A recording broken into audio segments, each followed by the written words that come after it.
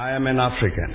I owe my being to the hills and the valleys, the mountains and the glades, the rivers, the deserts, the trees, the flowers, the seas, and the ever-changing seasons that define the face of our native land. My body has frozen in our frosts and in our latter-day snows. It has thawed in the warmth of our sunshine and melted in the heat of the midday sun. The crack and the rumble of the summer thunders, lashed by startling lightning, have been a cause both of trembling and of hope. The fragrances of nature have been as pleasant to us as the sight of the wild blooms of the citizens of the veldt, the dramatic shapes of the Drakensberg, the soil-colored waters of the Likwa, Iqili, Notugel, and the sands of the Kalahari have all been panels of the set on the natural stage on which we act out the foolish deeds of the theater of the day. At times, and in fear, I have wondered whether I should concede equal citizenship of our country to the leopard and the lion, the elephant and the springbok, the hyena, the black mamba, and the pestilential mosquito. A human presence among all of these, a feature on the face of our native land just defined, I know that none dare challenge me when I say I am an African. I owe my being to the koi and the sun whose desolate souls haunt the great expanses of the beautiful Cape. They who fell victim to the most merciless genocide our native land has ever seen. They were the first to lose their lives in the struggle to defend our freedom and independence, and they who as a people perished in the result. Today, as a country, we keep an audible silence about these ancestors of the generations that live, fearful to admit the horror of the former deed, seeking to obliterate from our memories a cruel occurrence, which in its remembering should teach us not and never to be inhuman again. I am formed of the migrants who left Europe to find a new home on our native land. Whatever their own actions, they remain still part of me. In my veins courses the blood of the Malay slaves who came from the East. Their proud dignity informs my bearing, their culture a part of my essence. The stripes they bore on their bodies from the lash of the slave master are a reminder embossed on my consciousness of what should not be done. I am the grandchild of the warrior men and women that the Insansi Kukuni led. The patriots at Tetwayo and Mpepu took to battle. The soldiers Mushweshwe and Ngumunyane taught never to dishonor the cause of freedom. My mind and my knowledge of myself is formed by the victories that are the jewels in our African crown. The victories we earned from Isandlwane to Khartoum, as Ethiopians, as the Ashanti of Ghana, as the Berbers of the desert. I am the grandchild who lays flowers on the Boer graves at St. Helena, the Bahamas, and the Froe Monument, who sees in the mind's eye and suffers the suffering of a simple peasant folk, death, concentration camps, destroyed homesteads, a dream in ruins. I am the child of Nongause. I am he who made it possible to trade in the world markets in diamonds, in gold, in the same food for which our stomachs yearn. I come of those who were transported from India and China, whose being resided in the fact solely that they were able to provide physical labor, who taught me that we could both be at home and be foreign, who taught me that human existence itself demanded that freedom was a necessary condition for that human existence. Being part of all of these people, and in the knowledge that none dares contest that assertion, I shall claim that I'm an African. I have seen our country torn asunder as these, all of whom are my people, engage one another in a titanic battle. The one to redress a wrong that had been caused by one to another, and the other to defend the indefensible. I have seen what happens when one person has superiority of force over another, when the stronger appropriate to themselves the prerogative even to annul the injunction that God created all men and women in His image.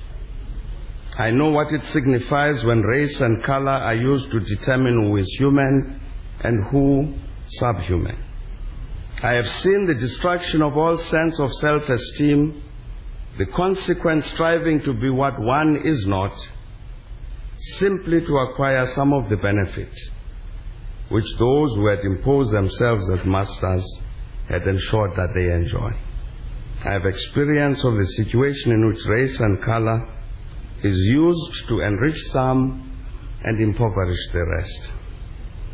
I have seen the corruption of minds and souls as a result of the pursuit of an ignoble effort to perpetrate a veritable crime against humanity. I have seen concrete expression of the denial of the dignity of a human being emanating from the conscious, systemic and systematic oppressive and repressive activities of other human beings. There the victims parade with no mask to hide the brutish reality. The beggars, the prostitutes, the street children, those who seek solace in substance abuse, those who have to steal to assuage hunger, those who have to lose their sanity because to be sane is to invite pain. Perhaps the worst among these, who are my people, are those who have learned to kill for a wage. To these, the extent of death is directly proportional to their personal welfare. And so, like pawns in the service of demented souls, they kill in furtherance of the political violence in KwaZulu-Natal. They murder the innocent in the taxi wars. They kill slowly or quickly in order to make profit from the illegal trade in narcotics. They are available for hire when husband wants to murder wife and wife husband. Among us prowl the products of our immoral and amoral past, killers who have no sense of the worth of human life, rapists who have absolute disdain for the women of our country, animals who would seek to benefit from the vulnerability of the children, the disabled and the old, the rapacious who brook no obstacle in their quest for self-enrichment. All this I know, and I know to be true because I'm an African. And because of that, I'm also able to state this fundamental truth that I'm born of a people who are heroes and heroines. I am born of a people who would not tolerate oppression. I am of a nation that would not allow that fear of death, of torture, of imprisonment, of exile, or persecution should result in the perpetuation of injustice. The great masses who are our mother and father will not permit that the behavior of the few results in the description of our country and people as barbaric. Patient because history is on their side. These masses do not despair because today the weather is bad. Nor do they turn triumphalists when tomorrow the sun shines. Whatever the circumstances they have lived through, and because of that experience, they are determined to define for themselves who they are and who they should be. We are assembled here today to mark their victory in acquiring and exercising their right to formulate their own definition of what it means to be African. The Constitution, whose adoption we celebrate, constitutes an unequivocal statement that we refuse to accept that our Africanness shall be defined by our race, our color, our gender, or our historical origins. It is a firm assertion made by ourselves that South Africa belongs to all who live in it black and white. It gives concrete expression to the sentiment we share as Africans and will defend to the death that the people shall govern. It recognizes the fact that the dignity of the individual is both an objective which his society must pursue and is a goal which cannot be separated from the material well-being of that individual. It seeks to create a situation in which all our people shall be free from fear, including the fear of oppression of one national group by another, the fear of the disempowerment of one social echelon by another, the fear of the use of state power to deny anybody their fundamental human rights, and the fear of tyranny. It aims to open the doors so that those who are disadvantaged can assume their place in society as equals with their fellow human beings without regard to color, to race, to gender, to age, or to geographic dispersal. It provides the opportunity to enable each one and all to state their views, to promote them, to strive for their implementation in the process of governance without fear that a contrary view will be met with repression. It creates a law-governed society which shall be inimical to arbitrary rule. It enables the resolution of conflicts by peaceful means rather than resort to force.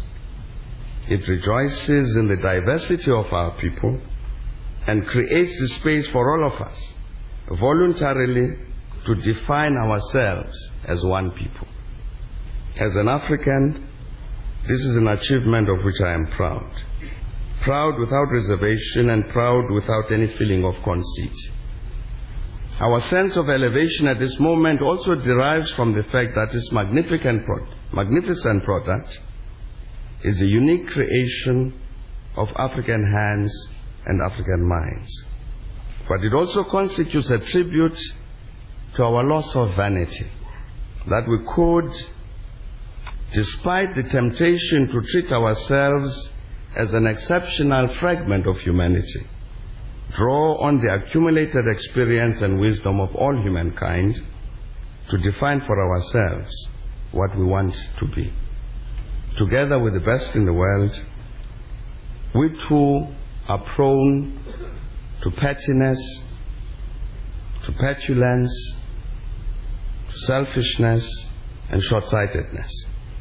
But it seems to have happened that we looked at ourselves and said, the time had come that we make a superhuman effort to be other than human, to respond to the call to create for ourselves a glorious future, to remind ourselves of the Latin saying, gloria est consequenda. Glory must be sought after. Today, it feels good to be an African.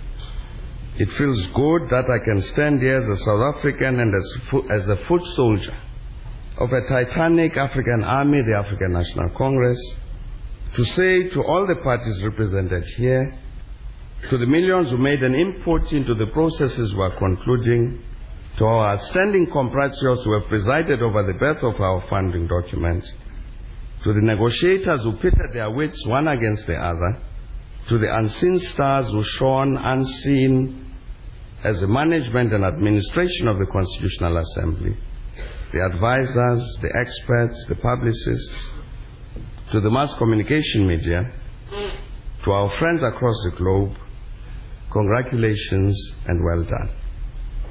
I'm an African. I am born of the peoples of the continent of Africa. The pain of the violent conflict that the peoples of Liberia and of Somalia, of the Sudan, of Burundi and Algeria, is a pain I also bear. The dismal shame of poverty, suffering and human degradation of my continent is a blight that we share. The blight on our happiness that derives from this and from our drift to the periphery of the ordering of human affairs leaves us in a persistent shadow of despair. This is a savage road to which nobody should be condemned. The evolution of humanity says that Africa reaffirms that she is continuing her rise from the ashes. Whatever the setbacks of the moment, nothing can stop us now. Whatever the difficulties, Africa shall be at peace. Thank you very much.